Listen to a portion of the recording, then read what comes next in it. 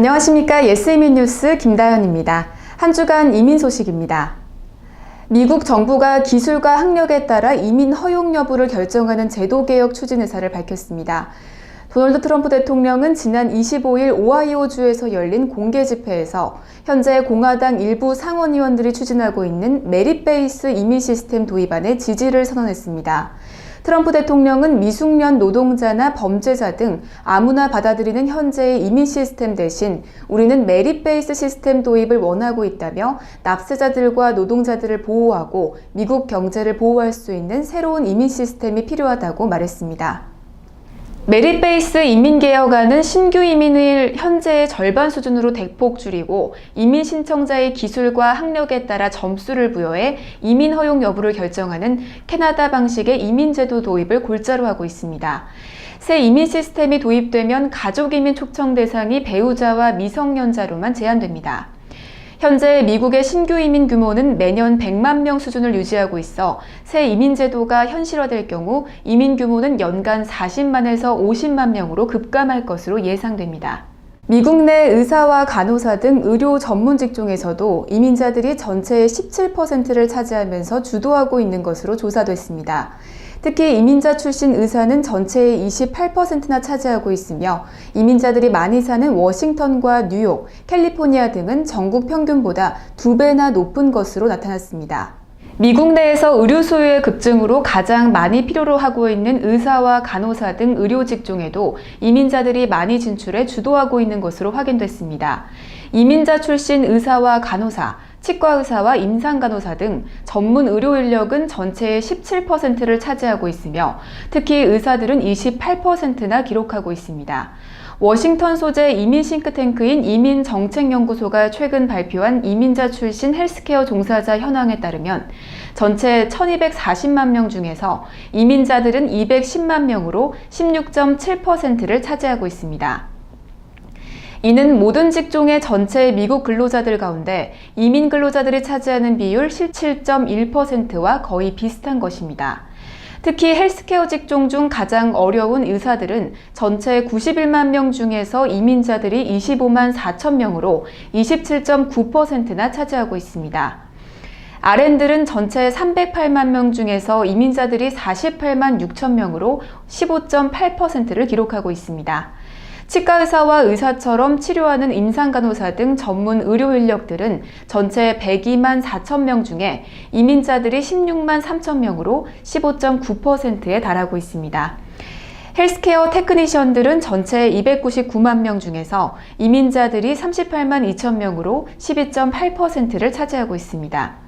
치료사들은 전체 78만 6천 명 가운데 이민자들이 7만 9천 명으로 10.1%를 기록하고 있습니다. 외국 태생 의료 인력들 가운데 한국과 인도, 중국, 필리핀 등 아시아 출신들이 가장 많은데 아시아계 의사들은 전체 외국 태생의 18%, 등록 간호사는 29%, 테크니션은 17%, 치료사는 4%를 각각 차지하고 있습니다. 더욱이 이민자들이 많이 몰려 사는 지역에선 이민자 출신 의료 인력의 비율도 전국 평균보다 2배나 높은 것으로 나타났습니다. 이민자 출신 의료 인력 비율이 높은 지역은 워싱턴 DC와 뉴욕이 각각 37%로 선두이고 캘리포니아 33%, 뉴저지 32%, 플로리다 28%, 메릴랜드 24%, 하와이 20%, 텍사스 18%, 일리노이 17%, 버지니아 15%, 조지아 11%의 순으로 나타났습니다. 투자이민 컨설팅 기업 예스이민에서 오는 8월 12일 미국 투자이민 세미나를 개최합니다.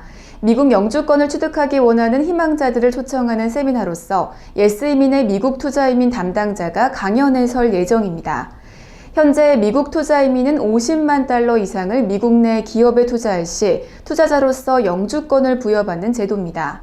투자자의 가족 또한 영주권을 부여받을 수 있어 자녀 교육에 민감한 가정이 관심을 많이 보입니다. 투자자로서 특별한 자격 요건도 없고 수속 기한도 짧아 점점 많은 사람들이 투자 이민을 선택하고 있습니다. 예스이민의 미국 이민 담당자는 세미나를 통해 포시즌 보스턴 호텔 등 이미 검증 절차를 거친 미국 투자 이민 프로그램을 소개할 예정입니다. 현장 참석 시 정확한 정보를 얻고 Q&A 시간 및 개별 상담 시간을 가질 수 있습니다. 미국 투자 이민은 올해 9월 30일부터 개정될 가능성이 크기 때문에 해당 이슈에 대한 정확한 정보를 아는 것이 중요합니다. 해당 세미나는 8월 12일 오전 11시부터 진행됩니다. 일절 무료로 진행되지만 인원 과다 참석 문제가 발생할 수 있어 사전 예약제로 진행됩니다. 세미나는 예스이민 홈페이지 및 전화로 예약 가능합니다. 포르투갈의 고용센터는 포르투갈의 실업자 수가 2017년 6월 41만 8,189명으로 2008년 12월 41만 6,005명 이래로 가장 낮은 수치로 내려갔다고 발표했습니다. 이번 연도 상반기 49만 4,730명의 실업자 수에서 5번의 지속적인 감소를 통해 지난달 최근 실업자 수는 포르투갈의 꾸준한 실업률 감소세를 여실히 보여줍니다. 같은 기간 작년 6월에 51만 1,642명의 수치와 비교하면 무려 18.3% 내려간 41만 8,189명으로 확인됩니다. 참고로 2017년 5월 실업자 수는 43만 2,274명으로 집계됐습니다. 시에스타는 주로 지중해 연안 더운 기후 지역의 스페인, 그리스 지역에서 하루 중 가장 더운 때에 낮잠을 자며 쉬는 문화를 가리킵니다. 사실 스페인의 시에스타 시간에 낮잠을 자는 사람은 드뭅니다. 대부분 그냥 앉아서 휴식을 취하거나 식사를 합니다. 즉 이러한 시에스타를 카탈루냐에 있는 회사 110곳이 속한 기업연합 노동조합, 교육단체, 시민단체가 일일 근로시간 감축을 위한 근로시간 개혁 협약에 서명해서 구체적 실행에 들어간다고 합니다. 일반적으로 카탈루냐를 비롯해 스페인에서는 통상 오전 9시께 업무를 시작해 정오에 티타임을 가진 뒤 오후 2시까지 일하는데요. 이후 2-3시간의 점심시간이 이어진 뒤 퇴근은 오후 8시에 이루어집니다. 이 근로 패턴에 따르면 저녁 식사는 오후 9시께나 가능합니다. 그러다 보니 취침 시간은 자정이 넘습니다. 이번 소식은 스페인 북동부 카탈루냐주가 이렇게 70년간 이어온 시에스타 관행을 버리고 점심시간을 줄여 근로시간을 줄이는 생활 방식으로 한 걸음 더 가고 있다는 것입니다. 이는 시에스타로 인해 늦어진 퇴근 시간 단축과 부모의 늦은 퇴근으로 인해 자녀들의 늦은 방과 후 활동과 같은 비효율성을 줄이기 위해서입니다. 근로시간 개혁운동 단체 대변인은 3년 6개월 전부터 이러한 근로시간 개혁을 제안했고 2025년까지 관련 공공정책을 수립할 계획이라고 밝혔습니다. 덧붙여 스페인은 지난해 12월 노동부 장관이 스페인 사람들 모두 오후 6시에 일을 마치도록 하는 방안을 발표하기도 했습니다. 유럽연합 EU 탈퇴 이후 EU 시민들의 이민 통제가 시기를 두고 영국 내각이 충돌하고 있습니다. 내각 일각에서는 질서 있는 탈퇴를 위해 오는 2019년 3월 EU에서 공식 탈퇴한 이후 일정 기간과 과도 단계를 두는 것을 목적으로 하는 이행협정의 EU 시민들에 대한 이동의 자유도 허용하는 방안을 제기한 것으로 알려졌습니다. 이와 관련해 영국의 EU 탈퇴 브렉시트 강경파인 리언 폭스 국제통상관은 더타임스 일요판과 인터뷰에서 국경 통제는 브렉시트 국민투표의 핵심 요소였다고 지적하고 사람 이동의 자유를 규제하지 않는 것은 국민투표 결정에 충실하지 않은 것 같다고 밝혔습니다. 그러면서 폭스 장관은 EU 탈퇴 이후 최고 3년 동안 EU 시민들에게 이동의 자유를 허용하는 방안이 내각 차원에서 정식 논의된 바도 없다고 강조했습니다. 그는 이행협정이든 전환협정이든 뭐든 논의하는 것은 좋지만 내각의 합의가 있어야만 한다며 장관 한 사람이나 내각 내 소수그룹에 의해 결정될 수 없다고 말했습니다. 그는 EU 시민들에 대한 이동의 자유 허용이 논의됐다고 주장된 그런 논의에 참여한 바 없으며 동의를 시사한 적도 없다고 부인했습니다. 앞서 필립 해먼드 재무장관은 어제 사람 이동의 자유는 공식적으로는 2019년 3월 종료될 것이라면서도 하지만 그 이후에도 많은 것들이 비슷할 것이라고 말했습니다. 해먼드 장관은 전면적인 이민 통제를 도입하려면 어느 정도 시간이 필요할 것이라며 다만 이행협정은 차기 총선이 예정된 2022년 6월에는 끝나야 한다고 덧붙였습니다. 그는 영국이 EU를 공식 탈퇴한 이후 기업들은 평소대로 국민의 일상은 평소처럼 이루어져야 한다고 말했습니다. EU 탈퇴 이후 적어도 2, 3년 동안 EU 시민에게 지금 같은 자유로운 이동을 보장하는 것을 포함하는 전면적인 과도 기간을 두는 이행협정이 필요하다는 소신을 확인한 발언으로 풀이됩니다.